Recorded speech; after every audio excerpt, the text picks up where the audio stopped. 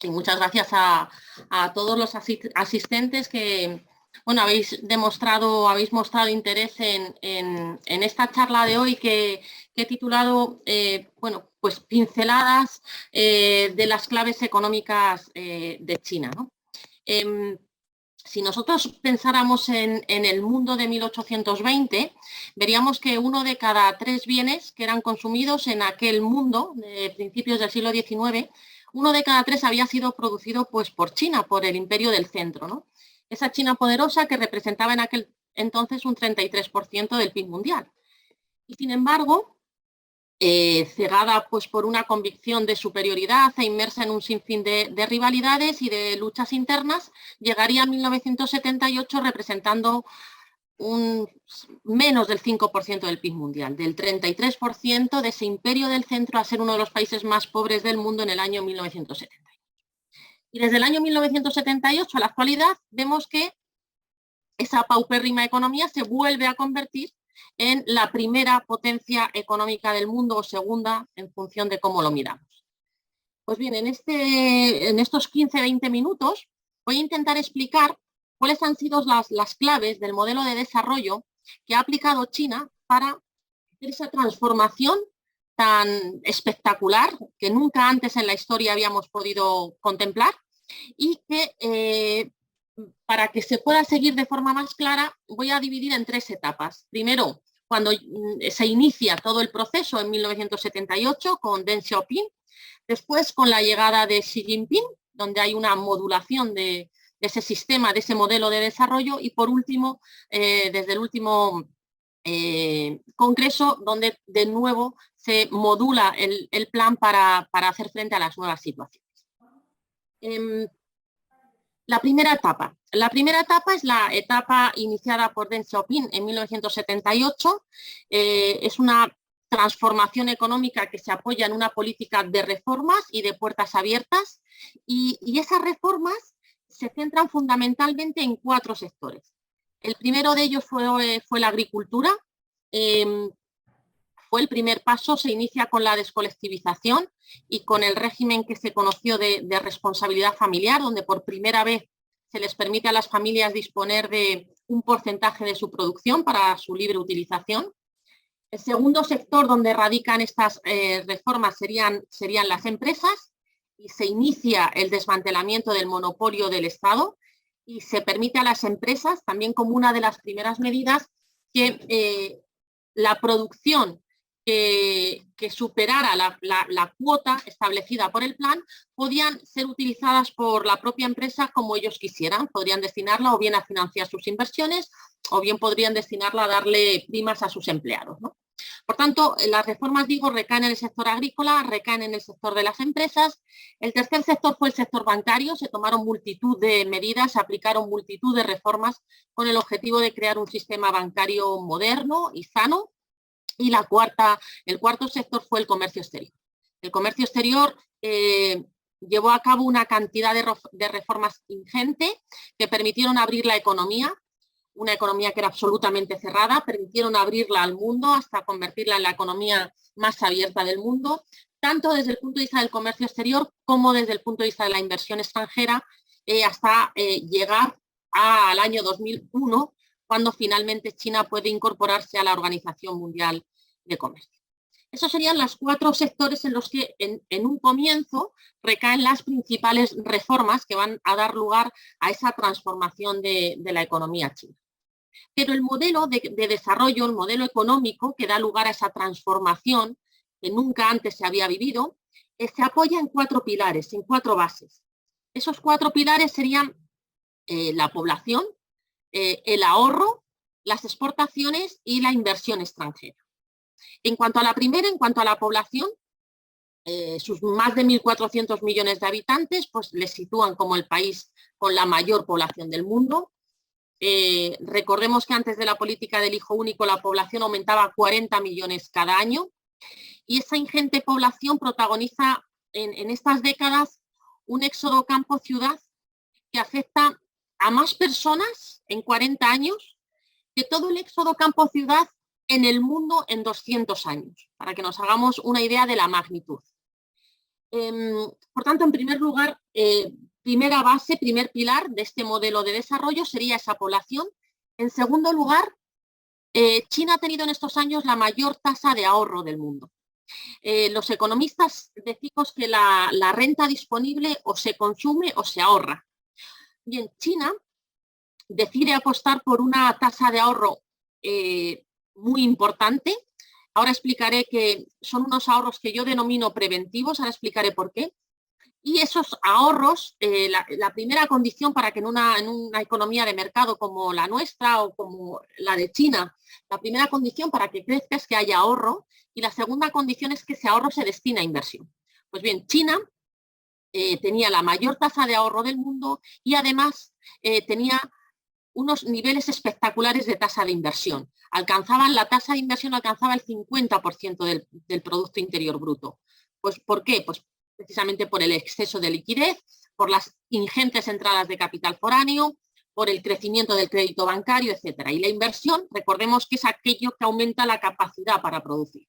Por tanto, ahí tenía unos requisitos ineludibles para conseguir ese crecimiento. Yo decía que los ahorros, gran parte de esos ahorros yo los llamo ahorros preventivos, porque al no existir un sistema generalizado de seguridad social, las familias decidían ahorrar para hacer frente, pues, por ejemplo, a la vejez, a una posible enfermedad, a la educación de los hijos. Por tanto, primer pilar, primera base de ese modelo de crecimiento, la población. Segundo, una tasa tanto de ahorro como de inversión muy altas. La tercera base del crecimiento económico de China han sido las exportaciones. China se convierte en el año 2009 en el mayor exportador del mundo, superando por primera vez a Alemania. Ya venía superando a Alemania desde hacía varios años, pero en algunos meses concretos. En el año 2009 desbanca de ese primer puesto a Alemania y no hace más que consolidar ese primer puesto. Y en cuarto lugar, las inversiones. Las inversiones extranjeras llegaron de forma masiva, convencidas de que China representaba la mayor promesa de desarrollo económico del mundo, ¿no? En un primer momento lo hacían atraídas pues, por la ventaja de los bajos costes, sobre todo bajos salarios, y posteriormente eso ha ido cambiando y lo hacen cada vez más atraídas pues, por el atractivo de un mercado ingente de consumo, ¿no? Esta sería la primera etapa. La primera etapa donde encontramos una transformación histórica que convierte de nuevo a China en una potencia mundial, la convierte en el mayor exportador del mundo, en el primer tenedor de bonos del Tesoro de Estados Unidos, primero o segundo dependiendo de los años, primer emisor de turistas, primer productor de bienes tecnológicamente muy avanzados, etc. Todo eso ha sido gracias a ese modelo que arranca en el año 1978 y que se apoya en estas patas, en estas bases, en estos pilares que acabo de explicar. Pero con la llegada de Xi Jinping se inicia una segunda etapa en ese modelo de crecimiento. Xi Jinping se encuentra con una China absolutamente transformada, pero con un ciclo de rápido crecimiento que estaba llegando a su fin. De tal forma que el nuevo presidente apuesta por un nuevo modelo de desarrollo que busca conseguir lo que él llama el sueño chino. Para conseguir ese sueño chino era necesario un cambio del modelo que apostara por un crecimiento de calidad más que de cantidad y por un crecimiento más sostenible en el tiempo, más sostenible a largo plazo. Por eso se elaboró un documento ya en el año 2013 con más de 300 medidas dirigidas a propiciar ese cambio de modelo. En un contexto de desaceleración económica en esos años, porque pensemos que China había estado creciendo durante muchos años por encima del 10% y estaba empezando a crecer a niveles menores, en torno al 7%, ¿no? Entonces, Xi Jinping pronunció en el año 2014 por primera vez el término de nueva normalidad económica. La nueva normalidad económica buscaba un objetivo fundamental, que era conseguir un crecimiento estable a través de un modelo productivo más sostenible y equilibrado, con políticas de protección del medio ambiente, con el desarrollo de energías limpias, con el desarrollo del proceso de urbanización, con la modernización de la agricultura y de la industria, y con una apuesta más por el sector servicios y muy importante con el reequilibrio de la distribución de la renta para elevar el consumo. Es decir, todo esto ya nos suena a un modelo de desarrollo diferente, que marca unas grandes diferencias respecto al modelo de desarrollo anterior. Y esto por primera vez, este concepto lo plantea la nueva normalidad económica, lo pronuncia Xi Jinping por primera vez en la provincia de Henan en mayo de 2014 y después lo haría sucesivamente. Esa nueva normalidad podríamos decir que se sintetiza en que el crecimiento económico se encontraba en una etapa de transformación al pasar de una tasa por encima del 10% a una tasa en torno al 7%, incluso menor. En segundo lugar, que la estructura económica se ajustaría a niveles de mayor equilibrio, apostando más por el sector servicios y por un sector industrial moderno, tecnológicamente muy avanzado. Y en tercer lugar, clave, que la innovación tecnológica se convertiría en el principal motor del crecimiento económico. Por tanto, estas serían las claves. Las claves del nuevo modelo de desarrollo que se inicia en esta segunda etapa se van a basar en un reequilibrio de la economía desde la inversión hacia el consumo. Si yo en el modelo anterior dije que una de las claves era una fuerte tasa de inversión, gracias a esa fuerte tasa de ahorro, y he dicho que la renta o bien se consume o bien se ahorra, pues ahora se decide que hay que apostar por el consumo. Ya no hace falta ahorrar tanto para que la inversión sea uno de los pilares, sino que ahora el pilar tiene que ser el consumo. Como de hecho así es en las economías más desarrolladas. El consumo es el pilar del Producto Interior Bruto, ¿no?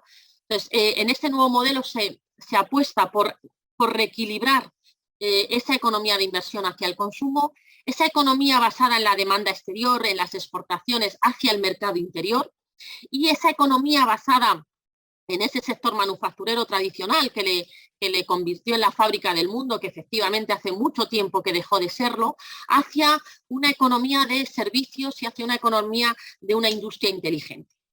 Y en este cambio de modelo no podemos olvidar nunca que las nuevas tecnologías siempre van a considerarse el motor de un modelo que pretende ser equilibrado y que pretende ser sostenible en el tiempo. Para conseguir ese aumento del consumo interno, que la apuesta es importante, es cambiar de un consumo externo a un consumo interno, que el consumo interno sea la base. Para eso se plantean una serie de objetivos, como por ejemplo alcanzar una tasa de urbanización del 70% para 2030. Eso está ligado al crecimiento de la clase media, que es clave para el crecimiento del consumo interno. En segundo lugar, pues es necesario disminuir la tasa de ahorro, como acabo de decir. Es necesario que las familias reduzcan esos ahorros preventivos y por eso desde que llega Xi Jinping se intensifica la apuesta por desarrollar servicios sociales básicos, como puede ser la educación, la sanidad, las pensiones, etc. Y bueno, pues además se apuesta por aumentar los salarios. Y esta es la segunda etapa con la entrada de Xi Jinping, donde, bueno, en esos años había voces que decían que el crecimiento de China estaba disminuyendo y eso era una señal del agotamiento de ese modelo. Es decir, que ya no daba más de sí y que por fin China iba a dejar de crecer y que ese modelo, como muchos auguraban, pues había fracasado y que estaba cerca de ese tope, de ese máximo de crecimiento, ¿no? Pero lo cierto es que esto no es así. De hecho, China se ha vuelto a situar desde ese año 1978, donde decíamos que se había convertido en un país muy pobre, pero que venía a ser el centro del mundo, el país más rico del mundo, el mayor exportador del mundo, el centro comercial, el centro productivo. Había llegado a 1978 y solamente desde 1978 hasta la actualidad se vuelve a convertir en el centro del mundo. Es cierto que con grandes retos de cara al futuro, pero vuelve a ser el centro del mundo. Por tanto, la primera etapa con Deng Xiaoping, la tercera etapa con la llegada de Xi Jinping y en el último año se inicia una tercera etapa. Una tercera etapa porque ha habido una nueva adaptación del modelo de desarrollo debido fundamentalmente a la guerra comercial y a las tensiones políticas con Estados Unidos y, por otro lado, a la pandemia del COVID-19 y a la política de cero casos que está desgastando mucho a la economía. El gobierno sabe que es necesario un nuevo modelo de desarrollo si se quiere alcanzar el siguiente hito, que es convertir a China en un país de renta alta para 2035. Y entonces, en 2020, China anuncia una nueva estrategia, en este caso denominada circulación dual. Esta circulación dual quiere marcar el inicio de una nueva era del desarrollo económico chino. Está ahora en plena revolución digital, está en un contexto internacional hostil y el gobierno decide que frente a la desigualdad, frente a la rivalidad entre potencias, su respuesta va a ser una estrategia de prosperidad común y de circulación dual.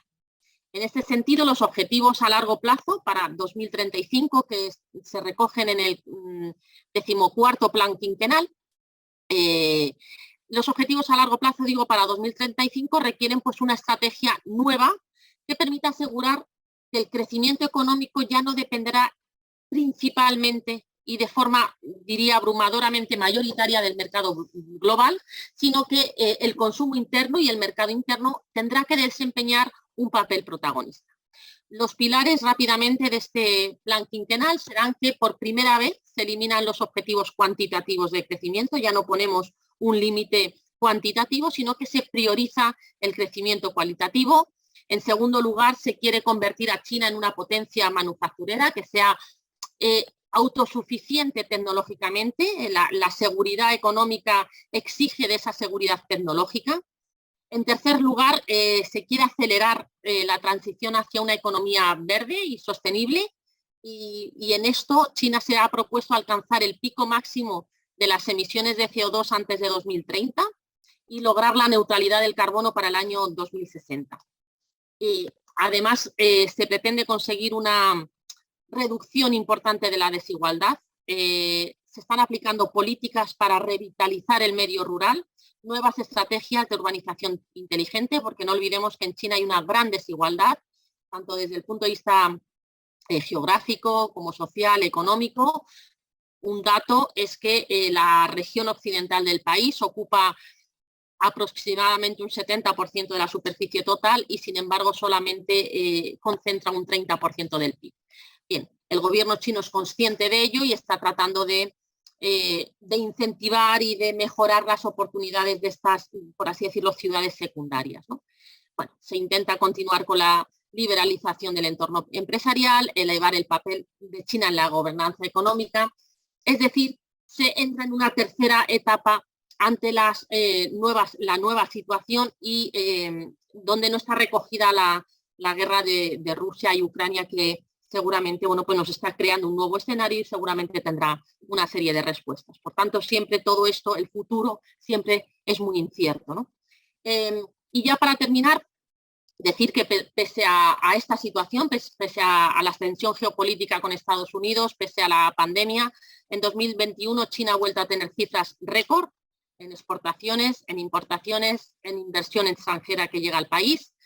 Además, el crecimiento del PIB en 2020 fue del 2%, cuando la media mundial fue negativo, fue de crecimiento del menos 3%, en China crecieron un 2%, y el año pasado, 2021, China alcanza un crecimiento por encima del 8%.